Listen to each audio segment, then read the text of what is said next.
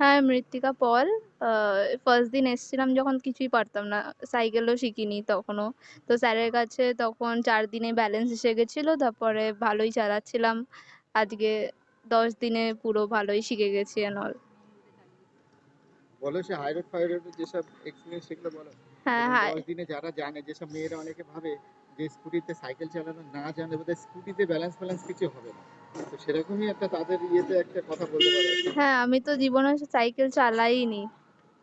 এই ১ম আমি স্কুটিতেই উঠেছি। আর ১০ দিনে শিখে গেছি সব। আর হাই রোডে স্যার নিয়ে গেছিল। সবই ভালোই হয়েছে।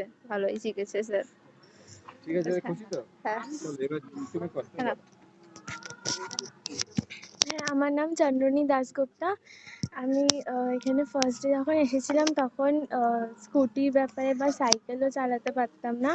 বাট এখন সব শিখে গেছি, ব্যালেন্সও একদম ভালো করে সাইকেল না জেনেই হয়ে গেছে স্কুটিতে।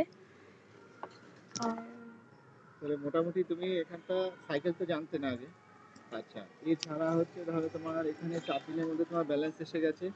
বাকি তোমার যেসব ক্লাস দিয়ে মোটামুটি এখন যা পজিশন আছে সেটা বাড়িতে তুমি নিজের স্কুটিতে চালাতে পারবে আরামসে। হ্যাঁ, কোনো প্রবলেম না হবে না, তাই তো? প্রবলেম হবে না। এবার ধরো যারা এখানে সাইকেল জানে না, যাদের ব্যালেন্স নেই, তো তাদেরকে তাহলে তুমি কি বলবে? তাদেরকে ডিরেক্টলি স্কুটিতে তারা চালাতে পারবে? হ্যাঁ, ডিরেক্টলি স্কুটিতে তুমি যেহেতু চালালে 4 চাকার ব্যালেন্স সাইকেল হয়ে জানতে না। যাবে। হ্যাঁ, ব্যালেন্স সোজা আছে, হয়ে যাবে সাইকেল না জানলেও। আচ্ছা, ঠিক আছে। ওভারঅল জিনিসটা সব ঠিকঠাক আছে, হ্যাঁ। মানে ক্লাস যেদিন তুমি পরপর 10 দিন করেছো। হুম। ঠিক আছে, ওকে, থ্যাংক ইউ। হ্যাঁ, দেখি তোমরা এক জায়গায় আসো, এক জায়গায় আসো, ইয়ে আসো, মৃতিকা আসো, সামনে আসো। হ্যাঁ,